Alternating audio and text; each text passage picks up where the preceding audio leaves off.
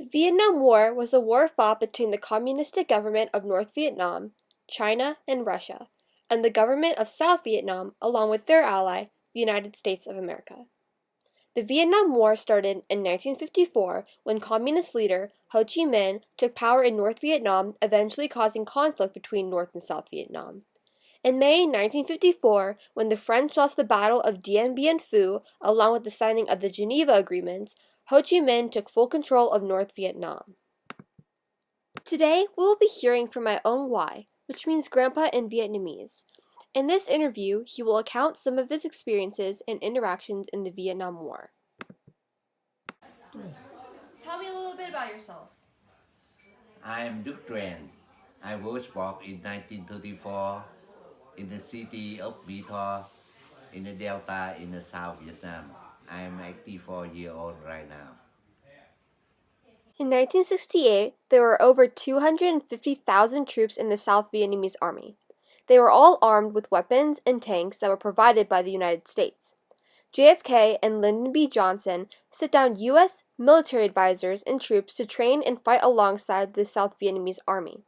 My Ong Wai will now tell you his position in the military and about the troops he was fighting alongside. Ong Wai, what rank were you in the military? In 1954, I traveled in the army of the South Vietnam and I attend officer training school and I graduated as a second lieutenant in 1955 in various positions like battalion commander, regiment commander. I promoted to the colonel in January 1972.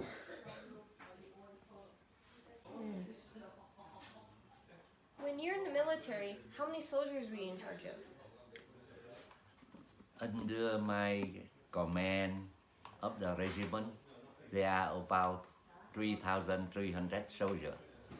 That include 4 infantry battalion, 1 artillery battalion, 1 squadron of tank.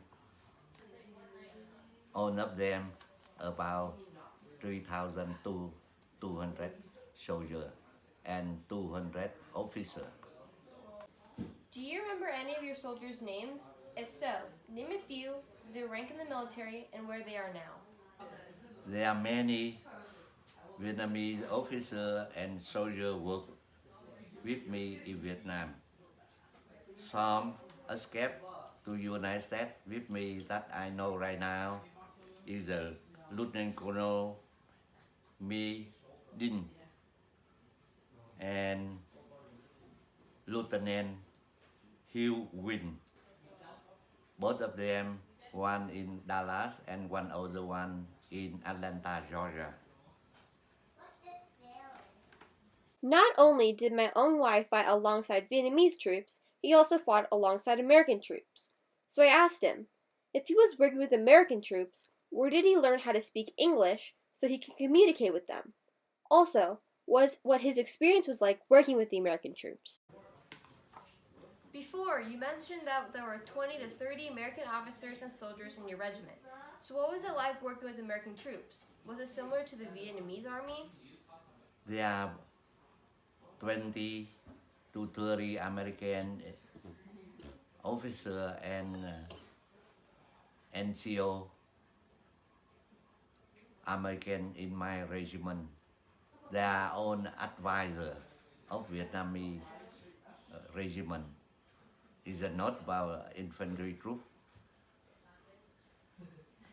U.S. American troop work at different area from Vietnamese troop. Each one have a different area of operation, have different job than Vietnamese. But the organization of U.S. troop and Vietnamese troop look like the same. Were you friended any American soldiers? If so, do you know where they are now? I had many American advisor officers working with me during the time I stay in the army. Some of them I remember He's a look like Colonel Wetherington. He's in hometown in Atlanta, Georgia. Colonel Bruce E. Wilson in Monterey, California. Colonel John O'Neill, Alexandra, Virginia. Some of them we don't have communication with them long time, so I'm not sure they still alive or passed away. One interesting thing that my own wife showed me was this picture of him taken in January 1970 at the party of the Vietnamese New Year at the regiment headquarters in the center of South Vietnam. In the picture, it's my mom on the very left, my Bang Wai, which means grandma in Vietnamese, holding her, my Ong Wai in the middle, and on his left is Colonel Wetherington, and to Colonel Wetherington's left is Major Perkins from the 101 U.S. Airborne Division in Vietnam, which is also his classmate at Fort Benning back in 1968. Fort Benning is the place where my Ong Wai learned to speak English when he was in the military. He will elaborate more on this next. So when you interacted with these American troops, did you know how to speak English? And where did you learn it? Before 1951, Vietnam is a colony of French. So the French is the main language in elementary school and high school. But after 1951, France gave back the independence to the South Vietnam. So the high school start about to teach Vietnamese language, and first and second foreign language is English and French. So I start to study some in high school at that time. When I get in the army in 1964, Vietnamese battalion held the American advisor officer team to work with us. So we have chance to practice communication in English with my advisor team. In 1967, I chose to go to Fort Benning in United States for the training in 1 year. So I have to understand about military language, English school. So I took about class over there before I pass the test and go to training in the United States. In 1 year, 67, 68, I live in United States, so I have time to exchange and English, reading, speaking, so my English improve the time in 1 year I stay in United States. On March 29, 1973, the last American troops left Vietnam. Soon after, the fall of South Vietnam, also known as the fall of Saigon, occurred. Even though America was supporting South Vietnam through military aid, it just wasn't enough. Soon after Lyndon B. Johnson resigned, Congress cut military aid to South Vietnam by 30%. In early March of 1975, the Viet Cong planned a takeover which would secure their claim to South Vietnam. The South Vietnamese army and government soon collapsed after that, resulting in the South Vietnamese surrendering. When your president surrendered and you knew the communists would take over, when did you leave Vietnam and how did you leave Vietnam? I and my family left Saigon, capital of South Vietnam, on the afternoon of 30th April 1975. We, we left the country in a fishing boat. We cannot use the Navy boat because the Navy boat can receive a communist rocket to shoot to the Navy boat. So the best way is that we have to escape the capital of the South Vietnam by fishing boat only. Where do you think you'd be now if the fall of Vietnam never happened?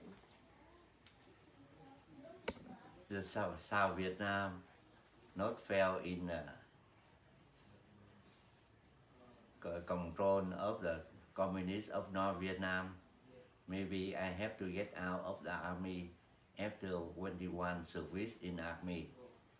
Maybe I take one job in Vietnamese government. I I prefer to get out the army after the war is over. In conclusion, In your opinion, what was the cause of the Vietnam War? Why do you think we lost the war? After United States troops withdraw from Vietnam in 1973 after the Paris Agreement,